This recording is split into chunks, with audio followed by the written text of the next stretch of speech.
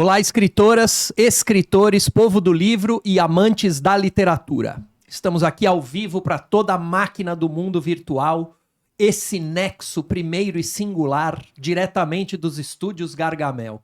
Eu sou Rogério Duarte, sou secretário-geral da União Brasileira de Escritores, e este é o UBEcast, o podcast da UBE, ao vivo para toda a terra. Eu estou aqui hoje com meu amigo querido, Ricardo Ramos Filho, nosso presidente da União Brasileira de Escritores, e com Maria Villani, nossa convidada. Eu vou apresentá-la e depois ela dá um olá para todos os que estão nos acompanhando. Maria Villani é escritora, arte educadora, ativista cultural e uma das vozes mais importantes da periferia de São Paulo. Ela é formada em filosofia, pedagogia, pós-graduada em filosofia clínica, língua, literatura e semiótica e psicopedagogia clínica e institucional. Maria nasceu no Ceará em 1950, mora em São Paulo há mais de 40 anos, e sua obra literária, esse é o nosso ponto de partida, a gente não vai falar só disso, mas a gente vai falar da obra literária, inclui um livro infantil, um de contos, 5 de poemas, e a participação em antologias, coletâneas, ela trouxe aqui, a gente vai mostrar. Ela construiu a sua trajetória a partir de um compromisso profundo com a educação, a literatura e a transformação social. Por isso que ela é fundadora do Centro de Arte e Promoção Social, CAPS, no Grajaú. As origens do CAPS, para quem não conhece, depois ela vai contar, estão lá na década de 80, final da década de 80, em que, ao acolher crianças de 3 a 6 anos de idade, os fundadores do núcleo se surpreenderam com o potencial criativo das mães para o artesanato. A partir daí foi uma sequência. O CAPS organizou a primeira feira de artesanato do Grajaú, isso foi no comecinho da década de 90, depois o Núcleo de Escritores e Poetas Mário de Andrade, a Carreata Poética e 2 grupos de teatro. Depois, o tempo passou e atualmente o CAPS se dedica ao Núcleo Transdisciplinar de Pesquisa, e ao MOCAP, Movimento pela Cidadania Artística da Periferia. Só isso, apenas isso, nos últimos tempos. E Maria também é mãe do crioulo. As novas gerações sempre vão se lembrar disso. Seja muito bem-vinda, é uma alegria ter você aqui. Muito obrigada pelo convite. Você é muito bem-vinda. Estou muito feliz. Meu boa tarde a vocês e a todos que estão nos assistindo. Obrigado. Ricardo. Bom, eu já sou amigo da Maria Villani há um tempinho. Estou muito feliz em recebê-la aqui com a gente hoje. Essa conversa estava demorando, então eu acho que ela vem em boa hora. E eu queria começar lendo um trecho de um livro dela que talvez a emocione, mas que me emocionou muito, e que eu acho importante para a gente começar a falar com a Maria, porque eu acho que falar com a Maria é muito falar sobre emoção. Então eu estou aqui com um livro, Memórias de Maria e um pouquinho de mim, que é um romance, um excelente romance, um livro que eu li preso, não consegui largar depois que eu comecei a ler, e ela... Logo no início do livro, ela faz uma dedicatória para uma filha que ela perdeu na pandemia, a Cleane, que eu queria ler aqui essa dedicatória. Dedico essa obra à mulher mais importante da minha vida, Cleane Cavalcante Gomes, minha filha, aquela que ao nascer fez nascer em mim a esperança de dias luminosos, luz que se manteve acesa na infância, ao abrigo do lar, porém o tempo passou, a maturidade substituiu a meninice despreocupada e sonhadora. Os sonhos envolviam o desejo de estudar astronomia, trabalhar na NASA, alçar o infinito, tornar-se feliz. Mas a cor de sua pele, a textura do seu cabelo e o seu extrato bancário não contribuíram muito para que essa maturidade fosse desenvolvida na sua plenitude.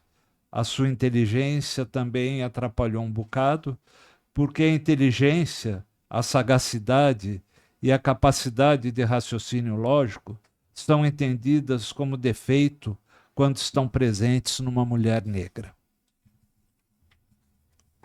E a luta da mulher negra para se manter com dignidade no mercado de trabalho envolve a não aceitação e culmina na perseguição até o esgotamento das forças. Com minha filha não foi diferente. Ela enfrentou todo tipo de discriminação numa carreira que deveria ser o seu lugar privilegiado para a superação das desigualdades. Optar pela vida em virtude de suas crenças expulsou de sua vida aquela a quem ela havia elegido o companheiro de seus dias. Porém, a branquidade entranhada na estrutura do nosso imaginário chega ao ponto mais baixo da nossa humanidade. Mas descer não importa. O que importa é o amor, desde que a cor não venha colorir os seus frutos. Mãe solo foi o seu destino até que a Covid-19 ceifou a sua vida em 5 de julho de 2021. Nessa data, sai da vida e entra para a história das mulheres negras guerreiras, uma mulher que lutou com todas as suas forças para ter a sua dignidade reconhecida. Obrigada, minha filha, pelo exemplo que você deixou. Gratidão aos seus colegas da EMF Frei Damião, que a acolheram com tanto carinho, mostrando que ainda há esperança de solidariedade, compreensão, amizade, respeito e profissionalismo. Maria Villani, Fortaleza, 16 de janeiro de 2022.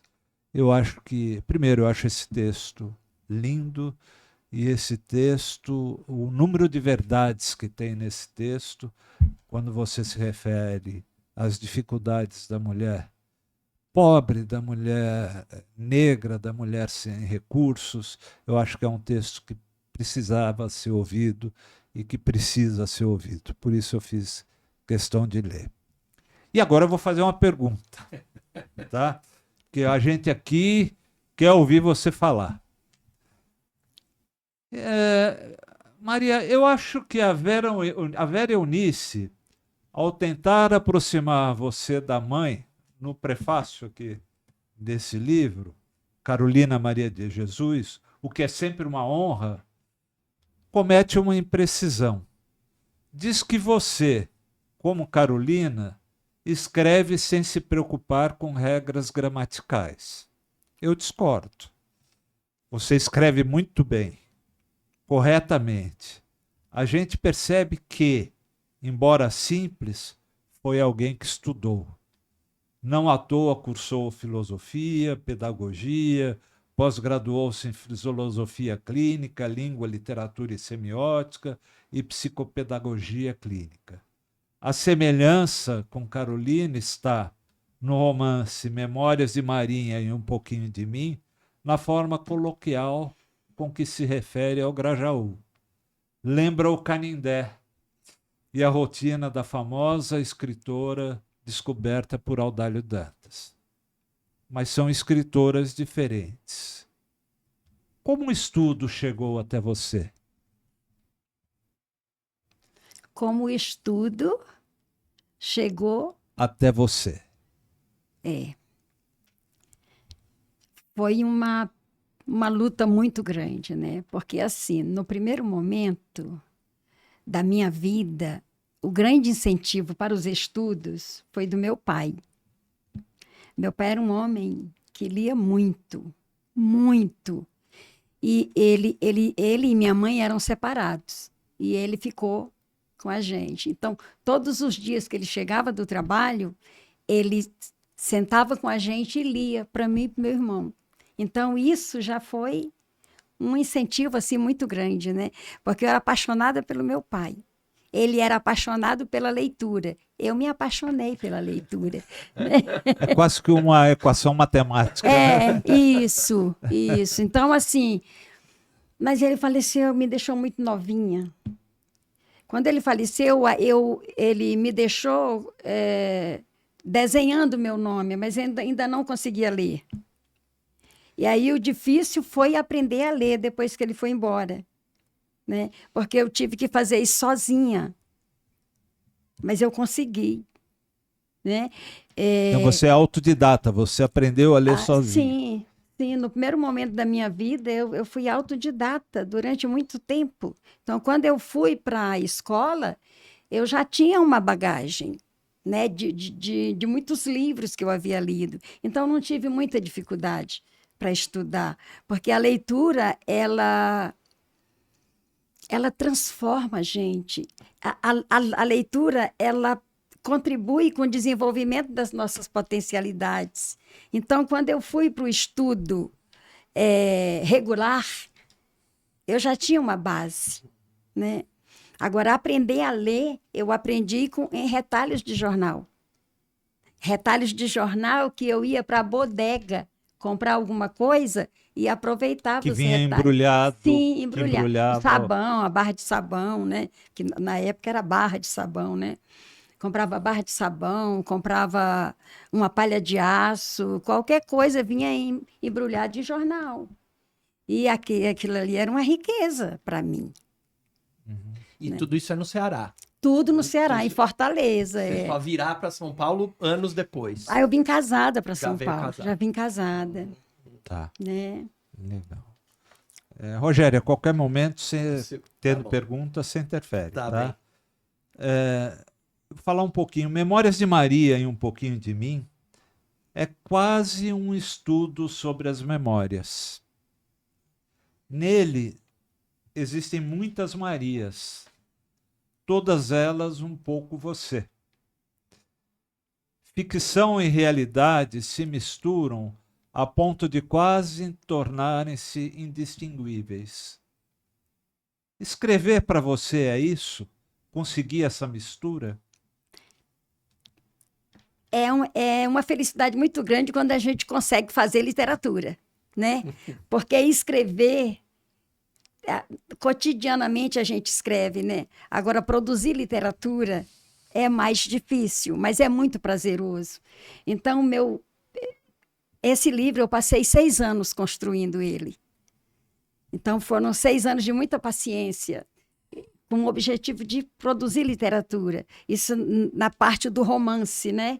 Agora tem o diário da escrita do romance. Aí é que entra a questão, assim, informal, bem... E aí é que lembra um pouco a Carolina. A Carolina que Maria de eu Jesus. acho que aí é o que é um pouquinho de mim. Um pouquinho de Sim, mim é essa parte. essa parte. Esse é um pouquinho de mim, né? É.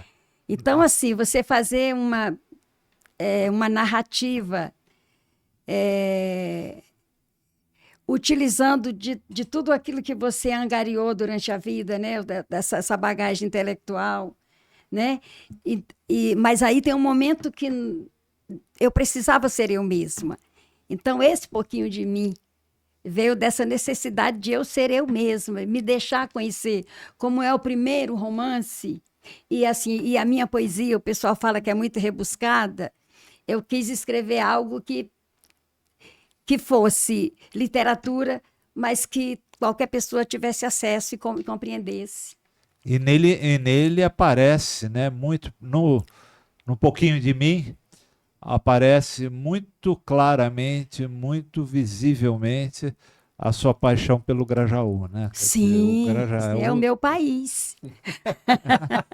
Vamos contar essa história um pouquinho? Você veio casada para São Paulo e foi morar no Grajaú. Foi isso? Não, assim que eu cheguei, eu fui morar na Zona Leste, em Arthur Alvim. Ó. Mas eu fiquei lá pouco tempo, né? Porque o marido arrumou emprego por lá. Mas quando ele conseguiu emprego na profissão dele, ele conseguiu para a Zona Sul. E aí, depois que ele está na fábrica trabalhando, conhece os colegas e tudo, e aí falaram do Grajaú para ele. Então, ele procurou uma casa lá e a gente mudou. Alugamos uma casa e mudamos para o Grajaú. Isso é 1900 e... Quando nós fomos para o Grajaú, já era 75. 75. Já. Uhum. E seus filhos vieram a nascer todos aqui em São Paulo? Todos nasceram aqui. Uhum. Todos. São todos paulistas. Sim. E posso colocar um Lógico. pouco da história do CAPS, e aí depois Claro. você mistura Vamos com a lá, literatura. Bom, e eu queria que você contasse um pouco essa origem. Eu falei aqui rapidamente, essa origem do CAPS, esse trabalho com as crianças, que te levou para o trabalho com as mães, que eram criativas. Eu queria que você contasse um pouco dessa história. Então, assim, não dá muito para separar assim, a minha vida com o ativismo, né? Uhum. Morando no Grajaú, eu estava vindo do movimento feminista, né? Que antes do CAPS eu tive um período no movimento feminista do Grajaú, que era liderado pela Adélia Prates, Sim. que faleceu recentemente. E aí eu saí do movimento feminista para entrar no movimento de cultura, né? Uhum. Mas assim, Grajaú era muito ermo, só tinha pó, né? As únicas vias asfaltadas eram as avenidas principais. A Belmira. A Belmira Marim, mas lá dentro, assim, era muito barro, era muito sofrimento. A gente tinha orelhões, sabe? Aqueles orelhões, né? Usava ficha. Sim. Meu Deus do céu. E quando chovia, a gente não conseguia andar. Então, como é que ia ter cultura no lugar desse, né? As pessoas estavam muito preocupadas com a sua alimentação, né? Com a sobrevivência. Pagar a conta, né? Porque pobre só paga conta. Ele vive para pagar conta.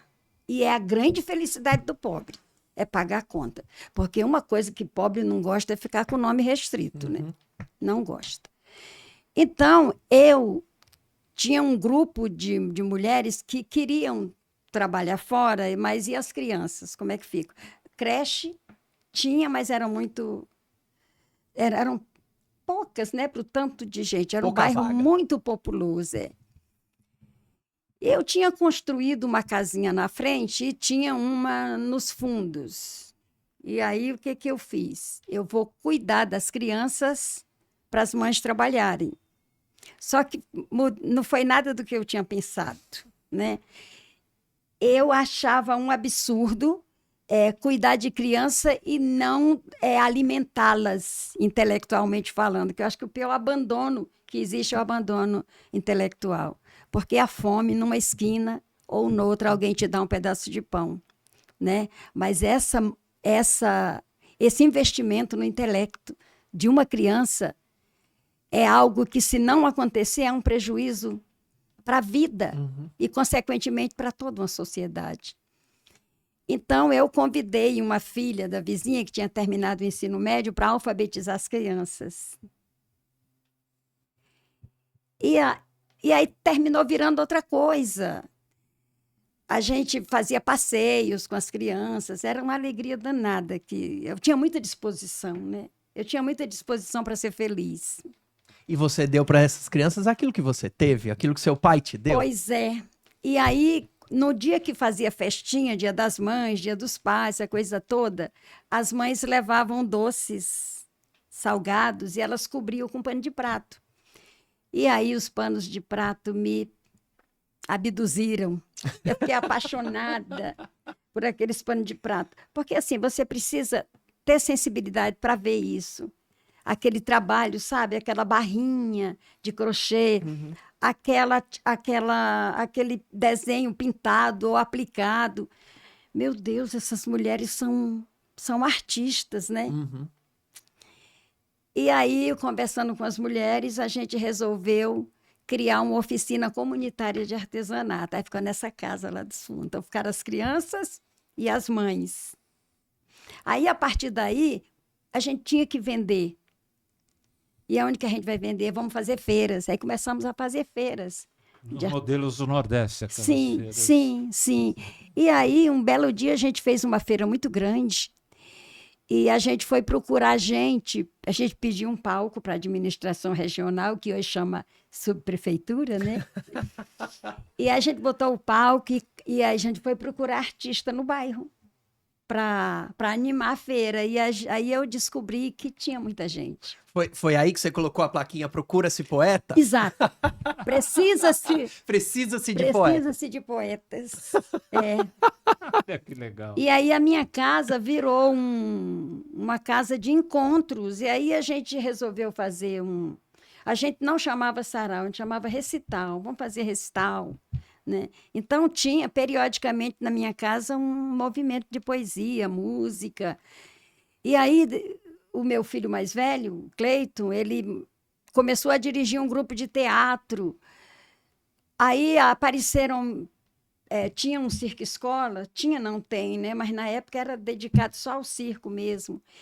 E aí os meus filhos foram para o circo. Então, a Cleane, ela aprendeu a arte do contorcionismo, sabe? Coisa linda. E o Kleber, né? O crioulo, ele era o apresentador lá no circo. Então, o que eu fiz? Aí, a minha filha tinha um nome artístico de Xarel. E aí eu montei a Turma da Xarel, que era um grupo de circo, né? Que a gente saía mostrando. Pela rua mesmo? Pela rua, pelos centros culturais, pelas escolas, né? Então, assim, era uma coisa muito bonita e muito saudável, aqueles encontros. Uma alegria. Uma presente. alegria, porque assim não tinha nada no bairro. Então, assim, eu acho que é o seguinte: se não tem nada e te incomoda, você tem que criar alguma coisa, né? Uma vez uma vizinha perguntou para mim pelo muro. Ela falou: Dona Maria, a senhora não tem medo que entre bandido na sua casa? Eu falei: não, porque eu estou convidando os poetas.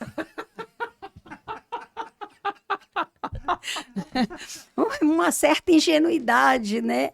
Num bairro na época era muito violento. Violento, né? Muito violento. Mas a gente conseguiu sobreviver com a poesia. E aí, resultado, a gente terminou fazendo um encontro, a gente descobriu que a gente precisava era de um centro de arte. E aí nós criamos o centro de arte. Né? Aí coincidiu que eu fui voltar a estudar. Outra história que você precisa nos contar muito bem. Eu voltei a estudar. E conheci os professores. E os professores ajudaram a compor o estatuto. Você percebe? Foi uma coisa fazendo a outra. Então, o CAPES ele foi feito a muitas mãos. Foi muita gente envolvida. Foi uma experiência coletiva, né? Foi uma experiência coletiva. Construída a partir do diálogo, Sim. das Então, aí experiências. nós tínhamos um grupo, o Mário de Andrade, né? Aí nós fizemos a primeira carreata poética em homenagem à poesia. E a gente, num ano, a gente homenageou a poesia. Eu pedi para um artista plástico do grupo fazer um andor, porque procissão precisa ter andor. Porque teve a carreata poética era seguida, ou a gente fazia antes ou depois uma procissão, né? Então, em 91 a gente falou de poesia, em 92 a gente contou a história da Semana de Arte, né? Mário de Andrade. O grupo se chamava, era em homenagem ao Mário de Andrade. E nós tínhamos grupos de teatro, grupo de circo. E eu saía, para onde eu ia, eu levava meus filhos, isso já no movimento feminista, né? E eu fiquei muito inquieta, porque os meus filhos só assistiam. E aí foi quando eu escrevi uma peça de teatro para os filhos atuarem, para apresentar. Se chamava A Florista. Olha que legal. E A Florista, depois de algum tempo, virou um conto de fadas, que esse aqui. Tá velhinho, né? Mas esse aqui, olha. Aí virou o Reino de Roselândia. Antes era uma peça de teatro, A Florista. E Vitória Régia? Vitória Régia é outra história. Porque, assim, o nosso grupo de poetas, a gente mandava os nossos originais para as editoras. E elas devolviam. E a gente fazia uma marquinha no envelope e a gente via que não tinha sido aberta. Aí... Vamos mandar isso para vários editores, nós vamos mandar essa fala. Aí uma pessoa do grupo, a gente estava em reunião, né? Meu marido me ajudava muito. Ele gostava muito do movimento, ele não participava. Só assim, dissesse assim, pega o carro e leva, ele levava, sabe? Você brinca que ele era o seu motorista. Era meu motorista. E ele ficava fazendo café, fritando mandioca, sabe? Sei, nos bastidores. Ele nos ficava, bastidores. mas o pessoal adorava ele. E esse Vitória Régia foi por isso. Uma pessoa do grupo falou, por que será que as editoras não leem, não se dão trabalho de olhar, né? Porque Já que é o papel delas, né? tem muita coisa boa, mas tinha muita coisa boa. E o que não era bom a gente fazia ficar, sabia? Porque, aí depois eu conto essa história, que foi uma coisa que eu criei exatamente para aquilo que não estava bom tinha que ficar, né? Uhum. Que não é excluir a pessoa. É dar condição a ela Sim, de evoluir. sim, de para ela chegar. evoluir, isso. E aí eu respondi pro grupo, eu falei, é porque nós não temos nome. Mas eu quis dizer assim, a gente não é conhecido, né? Uhum. Aí o Rodrigues do Nordeste, que é um ativista social e cultural, fazia parte do CAPES na época, e era um grande poeta, né? Hoje ele tá afastado, né? Que ele perdeu a visão. E Rodrigues falou, pois nós vamos ter nome a partir de hoje. Aí ele criou um batizado cultural. Aí todo mundo tinha que arrumar um nome. Então, todos nós... Então, tinha a Xarel, que era minha filha. Cada um tinha. Quem não tinha era o Kleber. Né? Ele não tinha, era Kleber, mas... Até o Cleiton, mais velho, criaram para ele, né, o nome de Cleiton Casanova. Aí a menina que alfabetizava as crianças chamava Wanda Elisa, acho que é isso. E aí botaram o nome dela de Wanda Terra. Uhum. E aí eu escolhi Vitória Régia. Por quê? Porque eu acho que a Vitória Régia, ela é bela e forte. E eu sempre me senti muito forte, né? Até hoje. Né? Até hoje, nos meus 75 anos, eu me acho forte. Né? E tá. Né? Então, foi por isso que nasceu Vitória Régia. E aí, quando eu trouxe a peça de teatro e transformei no conto de fadas, eu já era professora, já estava dando aula no ensino médio, e esse menino que fez a ilustração é o Mauro Neri, que é o Mauro Veracidade, que é muito conhecido. Dos grafites? Sim. Ele era meu aluno, e aí, esse foi o primeiro trabalho dele. Nossa, então isso é um tesouro. Isso é um tesouro. E o miolo também, ele ilustrou tudo. Agora, eu convidei ele para ir na minha casa, ele aceitou, e a minha filha criou as atividades, né? Essas atividades aqui. Então, ele tinha 16 anos na época, era menino, e ele fez esse trabalho, ficou lindo, né? Para mim foi apaixonante. Bom, Ricardo, posso só pedir para Maria contar essa história do retorno para os estudos, que é uma história tão linda? Então, e assim... Que o Kleber te levou? Eu acho que é assim. Quando eu era criança, eu não tive acesso à pré-escola. E eu não tive acesso ao primário, né? Quem tinha primário era alfabetização, primário, ginásio e científico, ou normal, ou clássico. Então, eu não tive nada disso. O que aconteceu? Nos anos 70, comecinho dos anos 70, o governo, né, criou o Madureza Ginasial, acho que é artigo 91, 99, Madureza. Agora é Madureza.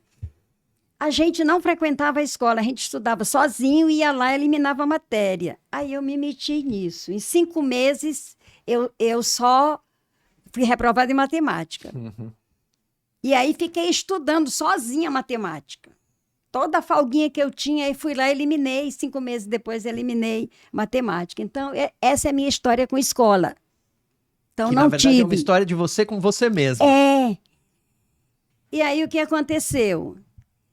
Eu queria muito entrar num supletivo. Aliás, eu tenho uma frustração porque eu não fiz o supletivo.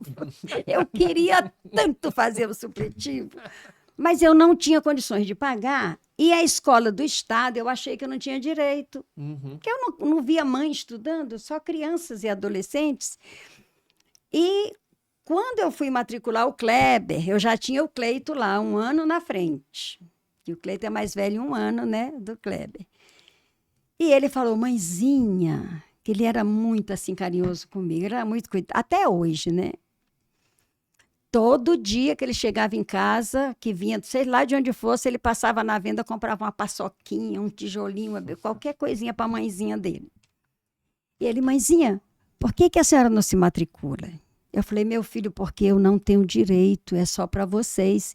E era uma época que a gente fazia fila para conseguir vaga. A matrícula. Sim. Agora, no nosso caso, a gente já tinha conseguido, mas tinha que ficar na fila, porque ele foi transferido de uma escola de ginásio para uma escola de ensino, que na época era colegial, né? Uhum. E foi muito interessante essa discussão minha e dele na fila, porque ele dizia assim, vó, não, desculpa, mãezinha, pergunta, pelo menos pergunta se a senhora pode. Eu morrendo de vergonha, imagina, não vou perguntar nada, a senhora vai perguntar. E ficou insistindo, parecia uma criança assim. E aí eu perguntei. Quando a moça falou que eu tinha direito, desde que eu tivesse o certificado do ginásio, e eu tenho o certificado do ginásio, mas está na minha casa. Porque o certificado do ginásio eu tratei como uma joia. Uhum. Eu plastifiquei. Aquilo ali era o único diploma, né? E eu, toda a vida, desde pequenininha, eu era apaixonada pelas nuvens no céu e os homens instruídos na terra, né? Homens e mulheres. Era apaixonada. Adorava ver uma moça no ponto de ônibus olhando assim, sabe, cheia de responsabilidades. Eu queria ser daquele jeito. E aí eu deixei ele na fila e fui em casa porque ele não saberia encontrar a minha joia, que era o certificado. Quando eu cheguei, já estava bem pertinho da hora dele, né? Dele ser atendido. Aí eu fiz a matrícula dele e fiz a minha. Como nós fizemos juntos, ficamos na mesma sala. Estudamos os 3 anos juntos. Só que eu propus um pacto. Já que nós vamos estudar juntos, aqui eu sou só colega, eu não sou mãe. E realmente eu me mantive assim até terminar. Nada, eu não via nada. Uma vez um professor chegou para mim e falou que meu filho não estava sentado adequadamente na carteira. Eu falei, professor, acho que o senhor está enganado, eu não tenho filhos aqui. Eu só tenho colegas. Aí nunca mais ele reclamou para mim, só nas reuniões. Chegou o Jaime aqui. Chegou o Jaime. Dá um oi, vai. Vamos quebrar essa. Entra aqui na câmera. Entra aqui. Cadê? Aqui, ó. Não, peraí, vem. Chega um pouquinho pra cá. Pronto. Chegou o Jaime. É o Neto. Neto. É o Neto. É. Seja bem-vindo. Tá bom? Seja bem-vindo. Como é que você tá? Tudo bem. Seja bem-vindo. Ricardo, já roubei muito tempo aqui. Não, assim, primeiro fazer um comentário. Não sei se o Rogério sentiu a mesma coisa, mas ouvindo você falar, Maria, eu entendo porque o Kleber, o crioulo, se emociona tanto, porque ouvir você é lidar com a emoção o tempo todo. E eu sou muito chorão também. Eu, para chorar, não custa nada. Então, eu várias vezes aqui me contive, porque você fala umas coisas que são tão bonitas, de uma sensibilidade tão grande, que a gente se emociona, que a gente toca a alma da gente, né? O que eu Concordo. queria... eu tenho uma pergunta aqui, mas eu quero fazer uma pergunta antes. Porque isso tudo começou na década de 70, evoluiu, né? Foi um movimento que, pelo que você conta, um movimento feliz, um movimento de uma alegria, um movimento de construção, um movimento de valorização do ser humano, Da vida. da vida. Como que isso está hoje? Zezinho, eu vejo com muita preocupação. Hoje eu conversei com um sobrinho que está em Portugal, né? Que eu vi a notícia da restrição, da imigração também em Portugal. E eu liguei para ele, já preocupado. Liguei não, mensagem, né? E eu falei para ele, meu filho, que bom. Ele me explicou que não ia acontecer nada com ele, que ele já tem residência e que ele vai continuar. Eu falei, olha, não que você não tenha para onde ir, você tem. Mas eu fiquei preocupada porque você construiu uma carreira aí, né? Mas e você fica calmo, meu filho, que isso vai mudar. Que essas pessoas que estão no poder e que pensam dessa forma, que exclui o ser humano, essas pessoas não vão ficar muito tempo. E ele respondeu para mim, tomara, minha tia linda, tomara, né? Porque assim, a gente vive um momento que a gente vai para um lado e vai para o outro, e a gente esbarra só com falta de sensibilidade. Basta sensibilidade, você vê as guerras. Então, quer dizer, a ambição é o quê? É um território? O que é isso? Mas eu entendo que isso é em virtude do ser humano colocar as coisas no altar. Então, as coisas que deveriam existir para servir ao ser humano, elas se colocam no lugar para serem adoradas pelo ser humano. Então, aí termina que o próprio ser humano, ele vira outra coisa. Ele vira qualquer coisa. Ele né? perde a humanidade. Ele perde a humanidade, nós estamos perdendo. Então, se nós não tivermos cuidado e não criarmos movimentos coletivos, grupos, para a gente sair pelo mundo, dizendo, olha, você existe, você tem uma essência, e é isso que vale, vamos cuidar disso, vamos regar esse jardim que tem dentro de cada um de nós. Né? Eu vejo com muita preocupação, com muita tristeza. Basta você ver, Ricardo e Rogério, quando você sai à rua, a quantidade de pessoas em situação, em sofrimento de rua, rua não é lugar de se ficar. E a gente vê tantos, tão poucos com tanto, e uma multidão sem nada. Então, eu acredito que a gente que trabalha com a palavra, a gente não pode tirar férias. A gente tem que gritar ao mundo que a gente precisa se voltar para a gente. E a gente só chega na gente se a gente passar pelo próximo. Uhum. Né? Sem o outro não há vida. Tem um belíssimo poema que se chama Sem o Outro Não Há Vida. É do Abscesso. Do Abscesso. Posso ler? Posso, Ricardo? Tá em ótima hora. Conceber vida e viver a vida significa a presença do outro. Sem o outro não há vida. Incondicionalmente derivo do outro. O outro diferente em todos os inícios, o outro nunca igual na semelhança, e na igualdade sempre dessemelhante, e o ciclo se fecha na igualdade total. Éramos, não mais somos. A igualdade nos acometeu na partida. As diferenças já não fazem diferença, as águas passaram e nos afogaram. Lindo. 11 de abril de 2016. Eu gosto muito da romancista, mas eu acho que a poeta... Eu concordo. Disseram que seus poemas são mais difíceis, né? Eu adorei. Que bom, que bom.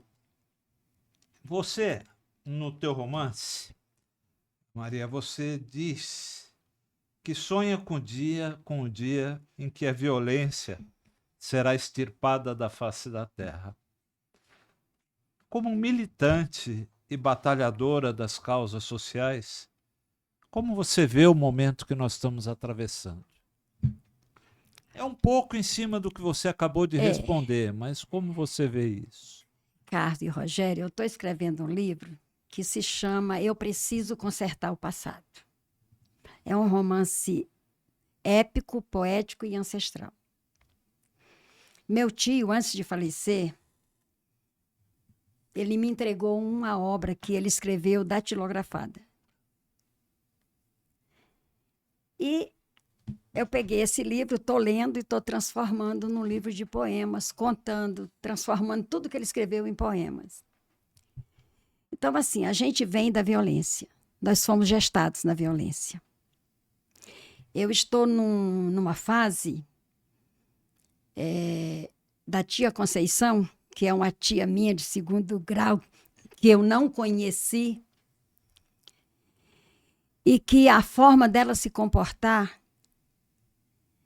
eu acredito que era uma pessoa doente mental. Olha, inclusive eu escrevo no texto que a solidão da tapera da Conceição só perde para 100 anos de solidão do Gabriel Garcia Marques. Essa insanidade gera violência. E tudo em virtude do descaso de quem tem que cuidar. Então, a gente vem do abandono, a gente vem da violência. E sabe aquela coisa que eu quero defender o meu? Ricardo e Rogério, eu vou dizer isso pela primeira vez, não disse isso em lugar nenhum, porque eu também não sabia. Descobri no livro do meu tio, isso foi um segredo de família que não foi contado a ninguém. Mas eu sou neta de sofredora de rua. Minha avó foi mendiga, junto com minha mãe e meus tios. E eu descobri agora.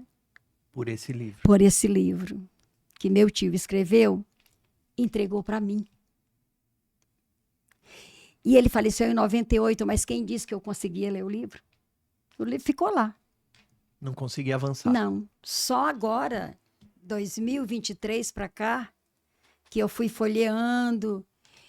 E aí eu falei, meu Deus, o mundo precisa saber disso. Já eu não publicar o livro do meu tio, como é que é isso? Não vou fazer isso. Até porque ele não queria publicar. Ele fez isso para os sobrinhos, que ele não teve filhos. Ele queria que os sobrinhos soubessem. Então, eu estou transformando, já estou no canto número 30. Né? Então, assim, eu chego à conclusão que todo o descaso que a gente vive hoje, que toda a falta de sensibilidade, foi porque nós fomos abandonados lá atrás. A orfandade nunca foi amparada. A orfandade sempre foi relegada à própria família, e muitas vezes a família não tem condições nenhuma. Eu tiro pelo meu neto, que ficou órfão na Covid, mas a mãe deixou uma pensão para ele. E como eu ganhei, né, na justiça de ser a tutora dele, né, porque eu não tinha mais idade para ser tutora, né? Mas o advogado lá, conversando lá com o juiz e levando notícias do menino para o juiz muito sensível. Uhum. Ele falou, o menino já tem 14 anos, não é possível que ela não viva mais 4, né? Até ele ficar maior. É. E ele deu para mim, mas eu não era de direito, assim, pelas leis, né? Por causa da minha idade. E para mim, eu ganhei, foi uma felicidade muito grande. Então, o dinheiro é para a educação dele. Então, ele está terminando o ensino médio, escola particular, porque a mãe dele pagava escola particular, eu continuei pagando. Uhum. Ele faz inglês, Uhum. na cultura inglesa. Ele faz artes marciais. Ontem ele foi graduado no Que jiu-jitsu. legal. E está fazendo curso de adestrador de cães. Olha, Porque a mãe gostava dos animais, você Exatamente. falou para Pois nós é, aqui. então, as coisas no fim se sim, fecham. então o dinheiro dele é dele. E isso é uma dignidade muito grande. Quando ele chega para mim, obrigado, vozinha, eu digo, não, meu filho, eu só administro, o dinheiro é seu. Uhum. Olha só, ele se sente, poxa, eu não estou de favor aqui, sabe? Por mais que a gente seja avó, ele tem o dele. Lógico que a alimentação dele, roupa, tudo é a gente, né? Mas ele tem essa dignidade faltou. Olha, eu tenho um amigo que se chama Milton. E agora? Milton Santos, salvo engano, acho que é Milton Santos. Ele é um ativista da ação educativa. Sim. E ele me convidou para participar de um projeto, né? Eu terminei entrando, que é essa luta pela assistência integral aos órfãos, né? Começou com os órfãos de Covid, depois evoluiu e a luta continua, né? E sempre que eu posso, eu participo das reuniões. Por quê? Porque eu fui órfã. Minha mãe foi órfã. Eu fui órfã, meu neto é órfão. E a gente não vê, assim, do poder público, uma iniciativa de amparar os órfãos. Você percebe? Amparar do ponto de vista material, de nutrir. Amparar as pessoas que estão amparando aquele órfão, né? E a questão psicológica, que a criança ficou em luto. Uhum. Você percebe? A criança entra em luto porque perdeu os pais e fica relegado à sua própria sorte. Então, assim, eu acredito que o Estado deveria assumir essas crianças, que os pais morrem e não deixam nada, sabe? Uhum. Que é o que aconteceu comigo, eu sofri muito. Então, no livro Memórias de Maria, um pouquinho de mim, eu trago um pouquinho dessa questão da orfandade, né? O órfão, a criança é tratada de um jeito. Quando a criança fica órfã, ela é tratada de outro jeito. Isso, na sua opinião, gera violência? Gera violência, o abandono. O O abandono é uma abandono, violência. o abandono. Tanto o abandono material quanto o abandono intelectual. Eu fui para a faculdade aos 42 anos. Eu fui para o ensino médio aos 39 anos. Você já imaginou, vocês, Rogério, Ricardo, se eu tivesse tido o amparo intelectual, não teria sido muito mais fácil para mim? Uhum. E o que você Não poderia sei ter se dado você- para... Não Sim. sei se você teria o mesmo orgulho que você tem hoje, mas seria mais fácil. Seria mais fácil, Né? né? Né? Então, eu acredito que, assim, alguma coisa já melhorou. Eu costumo dizer para os grupos, gente, já existe a penicilina, já é alguma coisa, né? Então, assim, porque a minha avó, ela era... Esse livro do meu tio, que eu estou transformando em poemas, era uma época, ele fala sobre essa época, que era a época da seca no Nordeste, era a época da tuberculose e era a época da guerra, a Segunda Guerra Mundial. A minha avó teve tuberculose e morreu porque ela não teve acesso à penicilina, porque em virtude da guerra a penicilina não chegava. E já existia. E já existia. Você percebe? Então, as coisas não existem para nós. É um mecanismo que nós é que existimos para as coisas, para manter as coisas no altar. Né? Ricardo, é você. Maria, você é muito ligada à música, né? Tem um filho músico, a gente já falou aqui, né? O Genial Criolo, e é também poeta. Quando eu leio a tua poesia, eu sinto que música e literatura se misturam no seu texto. Você concorda? Disseram isso para mim, aí eu comecei a acreditar, né? Tem um amigo que mora no Rio de Janeiro, ele é do Rio, é o Lucas Bueno, ele é da música, né? Então, ele falou isso para mim. E eu falei, sabe que você tem razão? Você ouve música quando você está escrevendo? Eu ouço, eu gosto de ouvir música fazendo qualquer coisa. Eu consigo escrever ouvindo música. Inclusive, tem uma parte no livro que eu estou escrevendo ouvindo Raul, né? Você dá quase para fazer um roteirozinho assim de algumas músicas que você cita. Sim. Cita Orlando Field. Isso, Né? isso. É. Outra coisa, Rogério, eu não sei se você tem aí. O quê? Se você não tiver, eu vou pedir para ler. Eu queria ler.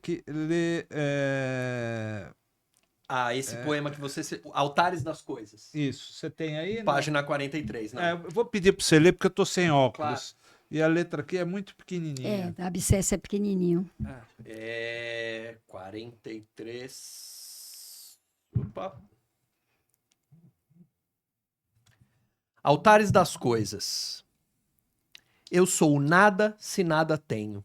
Se o nada é a minha morada, habito um profundo buraco, é nele que estática existo.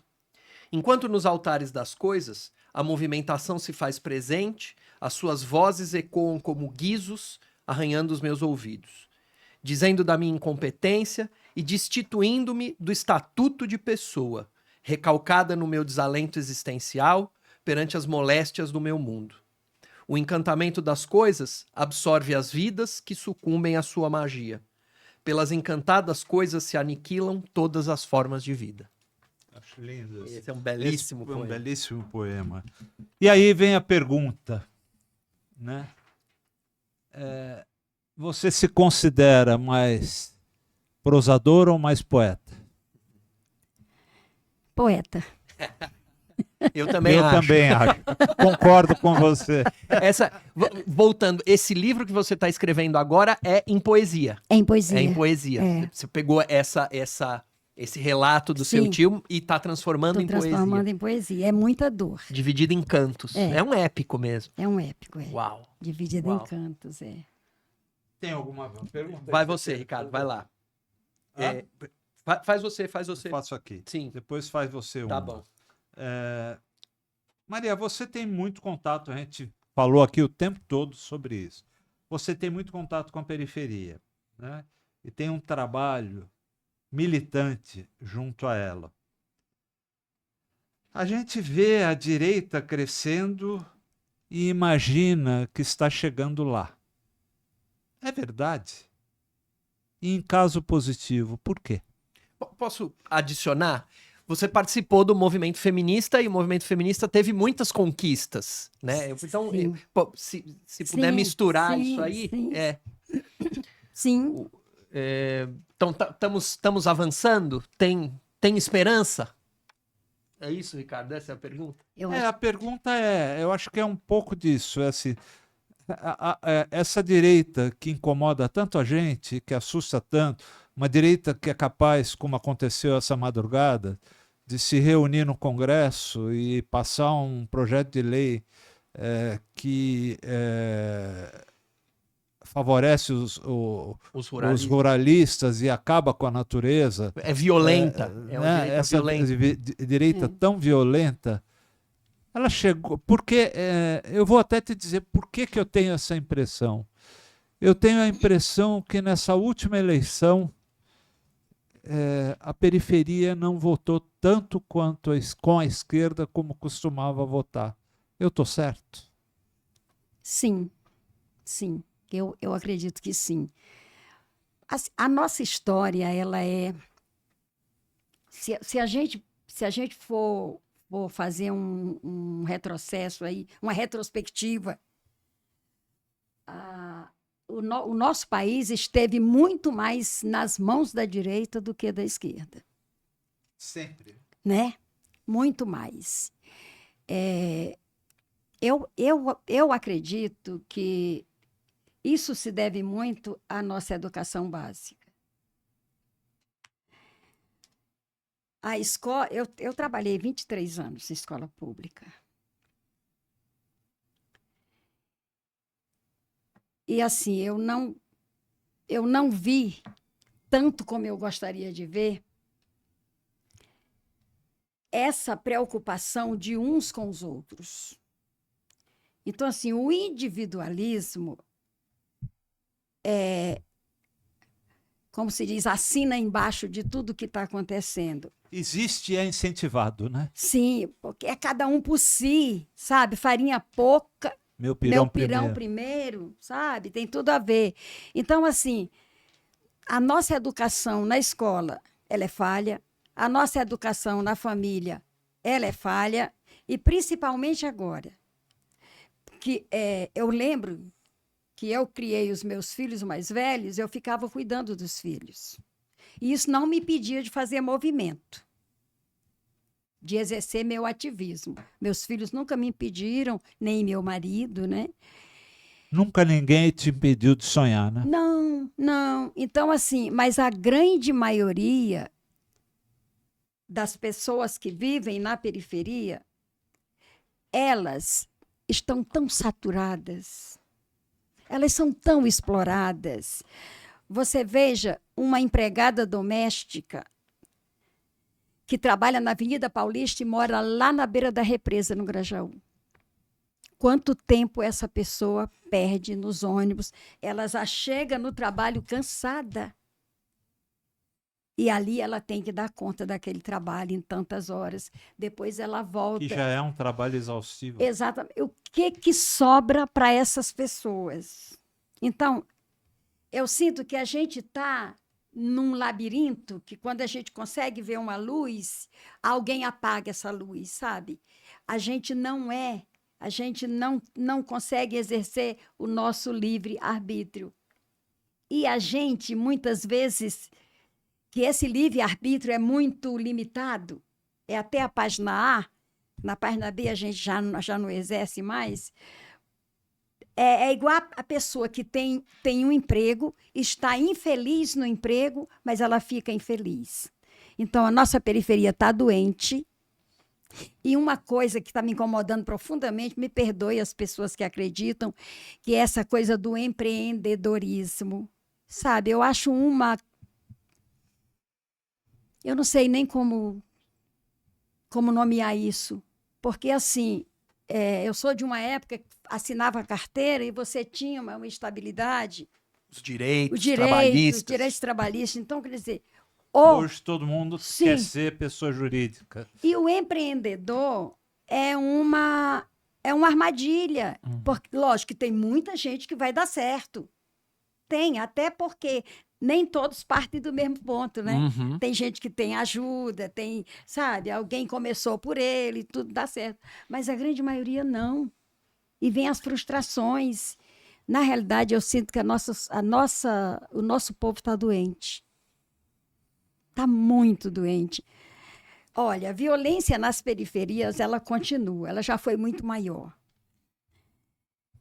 Quem cuida das mães e dos pais que perderam seus filhos pela violência? Ninguém. Nos postos de saúde, eu lembro que uma vez eu fui levar uma vizinha num posto de saúde, só tinha um psiquiatra. Um psiquiatra. Uhum. O psiquiatra está ficando doente também, Claro. porque, sabe, assim, o sistema faz de um jeito que a gente não tem saída. Mas eu acredito ainda na educação. Então, por isso que eu sempre tive esse cuidado com a educação informal. Então, quando nós criamos no CAPES Artes a roda de construção de conhecimento, que nasceu o café filosófico, que nasceu a roda de poesia, que nasceu a roda de neuroeducação, e assim a gente tinha muitas rodas. Você quer ver aqui nesse livrinho aqui? Cadê? As coletâneas. Esses dois aqui. Você veja, aqui a gente conta um pouquinho, aqui, olha só, do nosso CAPES, né, que fala da diretoria executiva, núcleo, e aqui a gente tem, olha, rodas de construção de conhecimento. Então, a gente tinha, até antes da pandemia, a gente tinha um pingado filosófico. O que era o pingado filosófico? A gente trabalhava filosofia e arte. Era uma roda. Aí a gente tem o café filosófico. A gente tinha a roda de estudos jurídicos, a roda de poesia, a roda de ciência da religião, a roda de arte, de educação, de estudos afro-brasileiros. E assim, né? À medida que chegava a gente para trabalhar, a gente perguntava o que você quer fazer. E os temas apareciam. E os temas apareciam. Então, isso contribuiu com muita gente.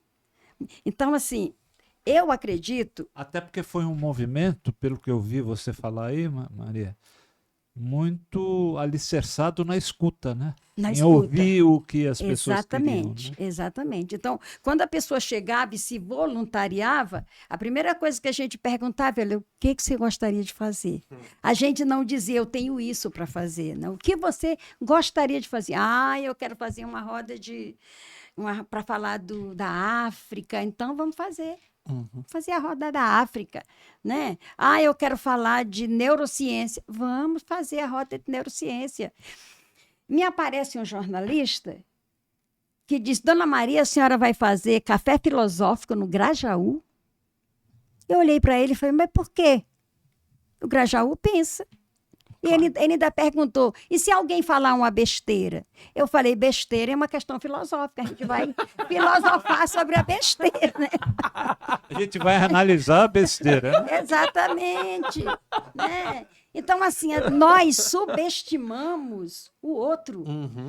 Quando, na realidade, a gente deveria contribuir para o outro crescer. Olha, é aí que está a educação que vai nos direcionar no voto, na escolha.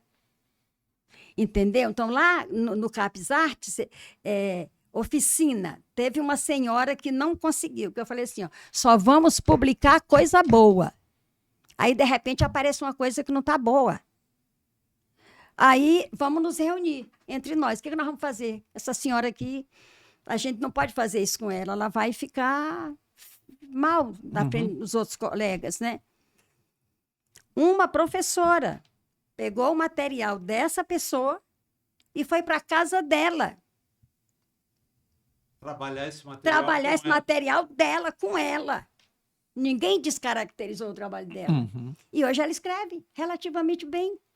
Entendeste? Então, assim, a gente precisa aprender a acolher. Mas existe uma coisa, assim, um sentimento em nós que foi gestado há muito tempo atrás. Sabe? No tempo da minha tia Conceição, lá da Tapera, lá no Ceará, né? Então, a violência... Existem várias formas de violência. Quando você chega para o escritor e fala, não, isso aqui não tem condições de publicar. Por que você não fala assim? Sabe, eu gostaria que as editoras criassem um departamento para... Não para formar, mas para informar. Para dialogar. Dialogar. Para publicar existem regras. Existem regras, as regras da literatura, as regras lá da gramática, do plural, da concordância, etc, etc. Tem tudo isso. Então, precisamos aprender isso. Então, vamos focar nisso? Eu tenho uma pergunta, posso? Maria, de onde você tira tanta esperança, tanta fé na vida, tanto amor? Na própria vida. Porque eu entendo a vida como um presente, né? E é temporário. Se nós pensássemos assim, porque nós vivemos como se não fôssemos morrer. Então, é meu, é meu, é meu, é meu. Para mim, tudo, para você, nada. No dia que a gente compreender que a gente está só passando por aqui, que nós somos seres espirituais numa jornada pedagógica material, né?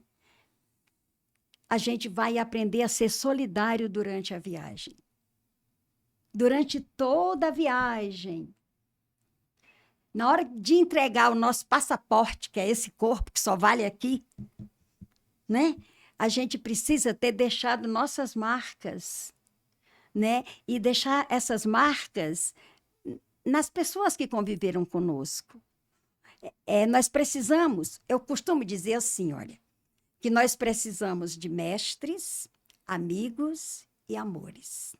Quem são essas pessoas? São aquelas que nos ajudam a descobrir em nós o que nós não sabíamos que tínhamos. Porque nós temos. Esse menino aqui, coisa mais linda da minha vida, o Mauro Neri.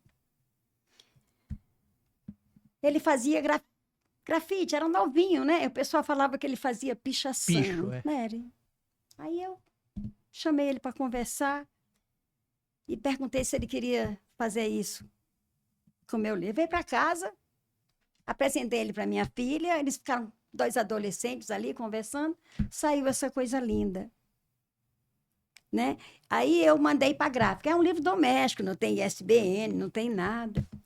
E aí eu mandei fazer 1000 livros. E eu dei para ele 300 livros. E falei, isso aqui é o seu trabalho. Eu não tenho como te pagar com dinheiro. Que eu tive que pagar a gráfica. Mas o teu trabalho é valioso. Tá aqui, vende esses livros. Sabe? Então, assim, eu acho que a gente se aproveita muito dos outros.